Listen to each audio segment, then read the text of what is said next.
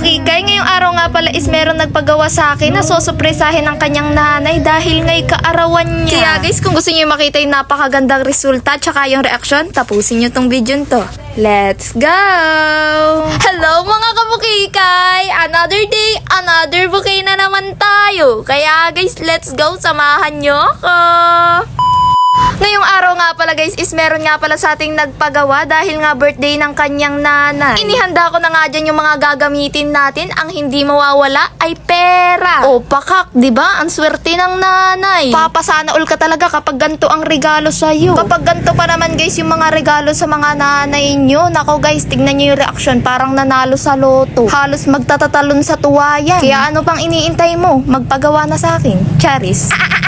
By the way guys, bago tayo magsimula, gusto ko muna sa inyo ipakita yung mga gusto magpa-shoutout dyan na namili lang talaga ako ng tig-5 sa Facebook at tag-5 sa TikTok. So shoutout po kay Ate Vicky Francisco, kay Hesiki, kay Leanne Fernandez, kay Raymar Dalangin, at kay Ate Eden Katoto. At para naman guys sa TikTok account ko, sa mga gusto magpa-shoutout dyan, ito nga po pala sila. Shoutout kay Anika, kay Zolen, kay Jamara, kay Glean Irish, at kay Manny Rodriguez. So guys, sa mga gusto pa dyan magpa-shoutout, so mag-comment ulit kayo dito sa baba and pipili ulit ako sa next vlog natin. So back to vlog na nga pala tayo guys. So nandito na nga pala ako sa part na nilalagyan ko na siya ng mga stick.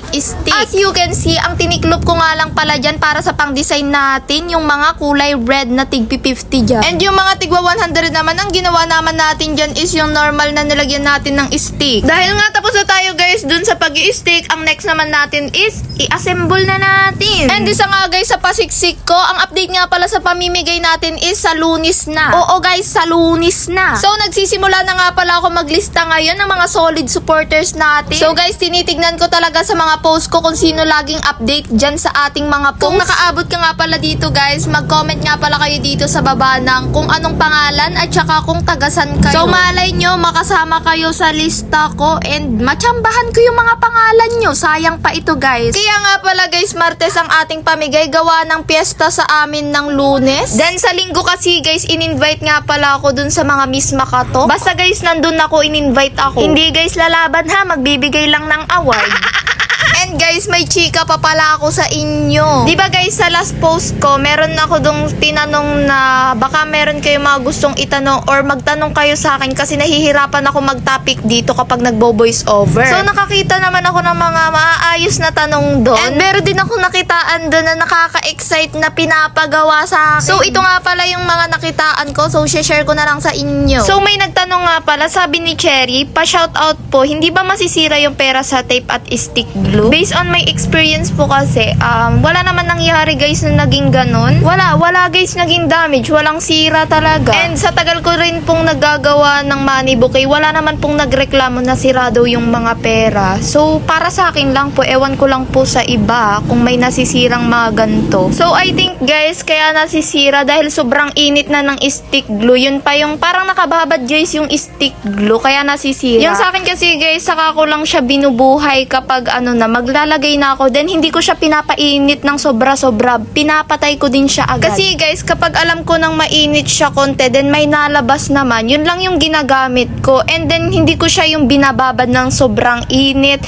Kasi guys, kapag sobrang init, nakakapaso din talaga. Tsaka guys, mahirap patuyin kapag sobrang init. Minsan din is natulo siya, so ang sakit-sakit niya. So I think guys, yun yung nagsisimula kung bakit yung iba nasisira yung mga pera. So ito pa nga pala yung mga ibang tanong. So sabi ni Agustin Lara, ilang taon ka na po? Pretty much po ate. Sana mapansin yung tanong ko. So guys, sa mga hindi nakakaalam, I'm 17 years old na po and then mag-18 na po ako ngayong November. So next question na naman tayo. So sabi ni It's Me Ali, ate pa-request lang, pwede mo ba gayahin ang boses si Erica Pineda? Exciting part 2 guys. Ito na ang hinihintay nating lahat. Charis. Sige, gagayahin natin yan pero hindi dito. Next vlog natin. Puro boses natin ganon. Na-excite ako na naeewan. Gawa ng guys, ginagaya-gaya ko din yan dito. Na parang ewan talaga. So, para pa sa ibang mga question dyan, ito pa. So, sabi ni Faith,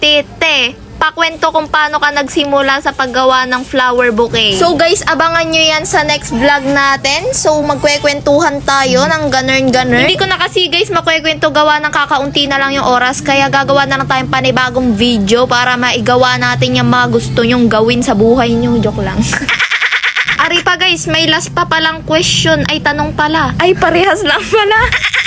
Sabi ni Tita Marilyn Tulato, pwede magpagawa but first, saan ka nakatira para mapuntahan ka namin ng mama at papa ko at ibang sasama. By the way guys, sa mga hindi nakakaalam, taga Mindoro po ako, Makatok Victoria. Yes po, yun po yung location namin. So guys, yun lahat ng katanungan. Kaya kung may mga katanungan pa kayo dyan, so Gora, magtanong kayo dito. And then, ayun, magko-content tayo ng mga tanong nyo. Kasi guys, wala kasi ako maisip minsan ng mga topic dito. Kaya maraming salamat sa mga nagtanong sa akin. And ayun, nakatulong yung tanong nyo kasi natapos natin yung video. So guys, tapos, saktong-sakto, this is the final look na guys, yung ating bouquet. Diba? Apakaganda. So, ang next naman natin guys is i-deliver na natin yung napakagandang bouquet na yan. So, mag-deliver na tayo. Ano? Tara?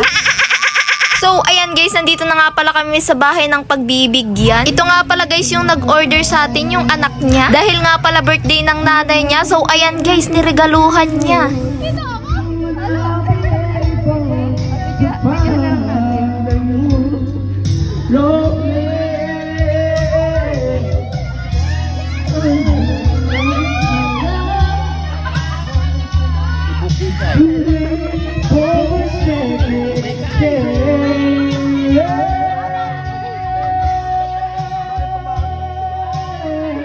So guys, dito nagtatapos ang ating vlog. So don't forget to follow, share, comment, and like to this video. Bye-bye!